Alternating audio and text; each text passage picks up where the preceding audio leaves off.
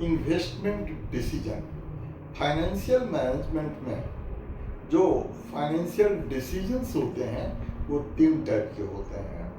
एक को investment decision कहते हैं, दूसरे को फाइनेंसिंग डिसीजन कहते हैं और तीसरे को डिविडेंड डिसीजन कहते हैं।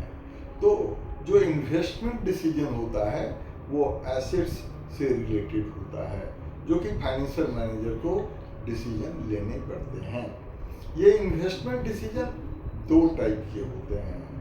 एक को शॉर्ट टर्म इन्वेस्टमेंट डिसीजन कहते हैं, इसको वर्किंग कैपिटल मैनेजमेंट भी कहा जाता है, और दूसरे को लॉन्ग टर्म इन्वेस्टमेंट डिसीजन कहते हैं, जिसे कैपिटल बस्टिंग भी कहते हैं।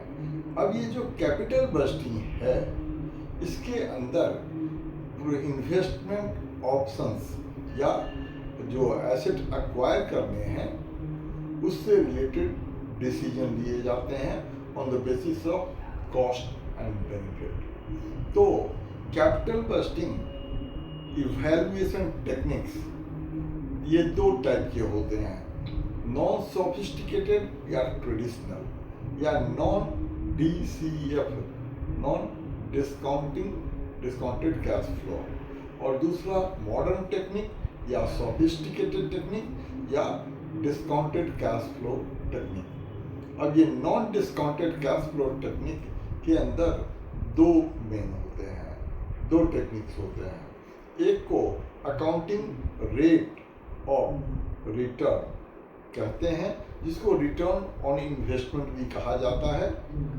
इसका फॉर्मूला होता है average income upon average investment, और इनके जो डिसीजन क्राइटेरिया होते हैं या एक्सेप्टेंस क्राइटेरिया होते हैं कि अगर calculated ARR pre determined ARR से ज़्यादा होता है तो उस प्रोजेक्ट को एक्सेप्ट करते हैं, अदरवाइज रिजेक्ट करते हैं। जो दूसरा टेक्निक होता है उसको पे बैक पीरियड कहते हैं।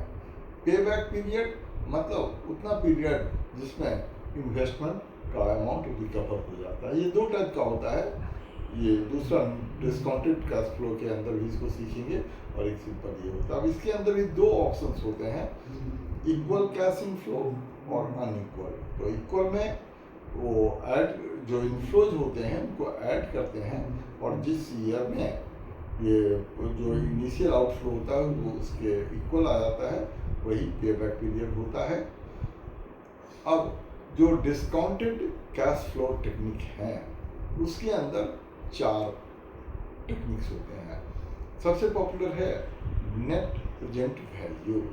नेट प्रेजेंट वैल्यू में क्या होता है कि present value of inflows minus present value of outflows. अगर ये पॉजिटिव होता है तो उस प्रोजेक्ट को एक्सेप्ट करते हैं, नेगेटिव होता है तो उसे रिजेक्ट कर देते हैं। दूसरा है internal rate of return. Internal rate of return वो रेट ऑफ रिटर्न होता है जिसमें जिसका NPV zero, net present value zero हो जाता है।